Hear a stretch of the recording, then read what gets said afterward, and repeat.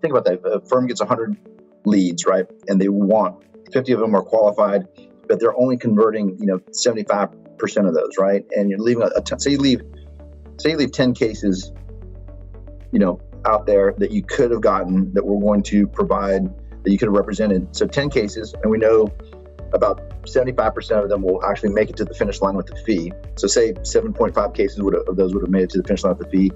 Say average fee of $10,000 for simple math. You're talking about in a month, maybe $75,000 on the table, and you multiply that by the year. And then what happens is, and I joke about this, but say firm A doesn't get those leads, firm B gets those leads. You're talking a chunk of money they're putting in their war chest for the upcoming year. Now, you hope they go spend it on silly stuff, right? But a lot of them don't. They're going to put it back into advertising. And then the gap between those two firms just gets wider and wider. And after 4 or 5 years, it's two totally different firms. And that's how much it can impact you on a day-to-day, on a month-to-month, on a week-to-week basis. And it's a big deal.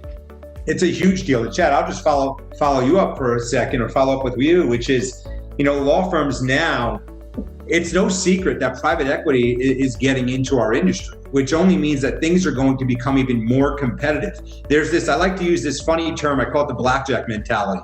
You don't have to play blackjack to understand the mentality. In blackjack, you assume that the dealer has a 10 face down. Well, I like to tell law firms, I want your intake staff, and it's what we do at ICE, I want you to assume that every claimant that reaches out to your firm has reached out to 2 other law firms. So what can you say? What can you do? What technology do you have to make your firm more attractive than 2 other law firms? Because if you take the mentality that you're entitled to every lead that contacts you, and that they contacted you because they only want you, then you're going down this path of leaving a lot of money on the table.